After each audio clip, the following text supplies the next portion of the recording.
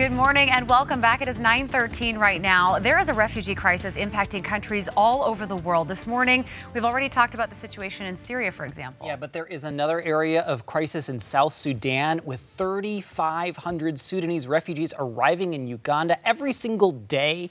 Think about that. And we're talking about women and children.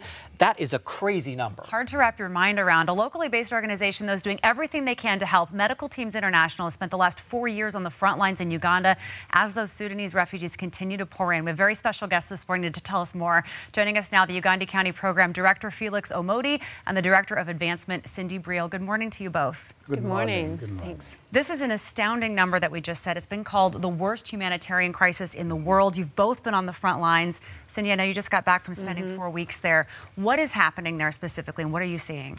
Well, we're seeing a flood of South Sudanese people coming across the border into Uganda. They're being welcomed by the Uganda government and taken care of and resettled. But it is just an overwhelming number of people that are coming over, and mostly women and children. Yeah, so who specifically are fleeing, and the numbers are just going to continue is what we think, right? Yeah. Yeah, these are families members who are running away for their dear lives. These mothers, more especially mothers and children, they're like me and you. They have their dignities when they live in out their countries when there's no war. They have children that goes to school, they go to churches. They're human beings like me and you. Now that because there's war, they are crossing in thousands every day into Uganda.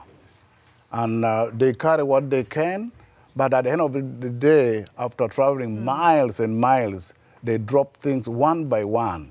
And when they cross to Uganda, they hardly have anything. They just find themselves with their children and very little to help them.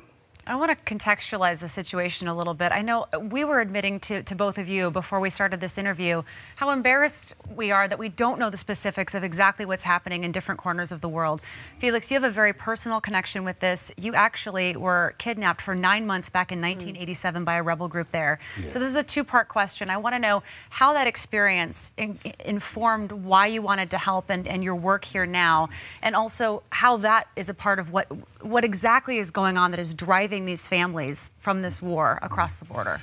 Yeah, when I walked out of these captivities, I realized my captors were not any kind. They didn't care about humanity, and they're very crude.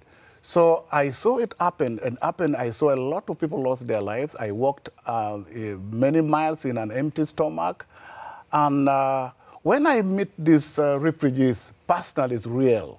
I know what they are going through, and I was helped by a very credible development and relief organization out there who nursed me, who gave me medical care and food to build me up.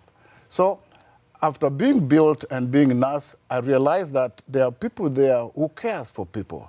And then here I am.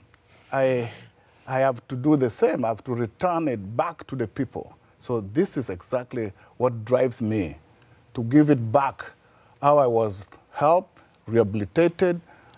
I feel like, why don't I give it back? It's remarkable. So tell us a little more about how Medical Teams International is on the front lines fighting and helping to save as many lives and as much dignity as they can for these folks. So we've been asked by the UN and the government of Uganda to provide health care for all of the refugees. So we touch every single refugee that comes across the border, as well as working in the south with refugees that have been there longer, providing primary health care.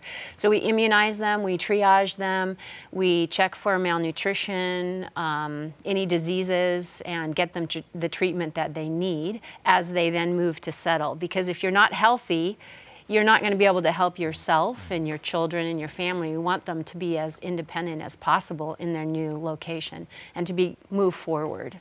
I would imagine this is impacting Uganda as a country. Why did they decide to continue letting all these refugees in, and how is it impacting them as a country? That's a great story. In history, Uganda, since 1971, you might recall there was somebody called Idi Amin Dada who terrorized Uganda. And since that time, Uganda has gone through a lot of wars, and we have learned how war can be very bad to our future, to our children, to our families. And because of that, Uganda realized that we should be exemplary now, to open ourselves, to help people, to be in the front line, to see how best we can harmonize and be kind to everybody. And I think that's exactly what we're doing. Hearing your story, being touched by your story, moved by your story, how can people at home help? What can people do? I mean, who are maybe, thinking about this crisis in a new light, or maybe learning about things they didn't know about? What can we do to help? Yeah. Well, first of all, become educated. I mean, just even look at a globe. Find out where South Sudan is. It's the newest country in the world. And how it lines up with Uganda and the countries around there.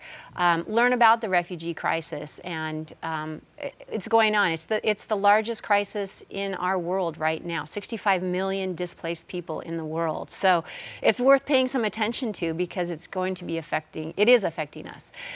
Secondly, come visit our exhibit in Redmond. We have a great walkthrough exhibit where you can learn a lot about the work of medical teams, but also some of the global issues that we care about, and the refugee issue. And then if you have the means, we of course would value any donations. You can go to our website, read about Medical Teams International, and help us do this work. I mean, it grows every day, 3,000 more people every day, and we're trying to take care of them as best we can. And it's hard to see the little children, and they don't want to be displaced. They want to be in school. Their mothers want them in school. They didn't ask to be in a war-torn area. Exactly. They have no control over that. Yeah. So we want to do whatever we can to bring as normal a life to them and help them move forward for as long as it's going to take. Well, we so appreciate both of you sharing and your prayers would be very important. We need prayers from you. These are people with souls. They need to live here comfortable and meet heaven. So your prayers are also very important. As you look at our website, Medical Team's website, you will learn much more, and then you'll probably go back and see where Uganda sits in the website. You will learn about how we do our work and what our needs are. Felix Omondi and Cindy Briel, thank you so much. We really appreciate it. And we want to send you to that website one more time, Medical Teams International. It's www.medicalteams.org. Thank you again. Thank you.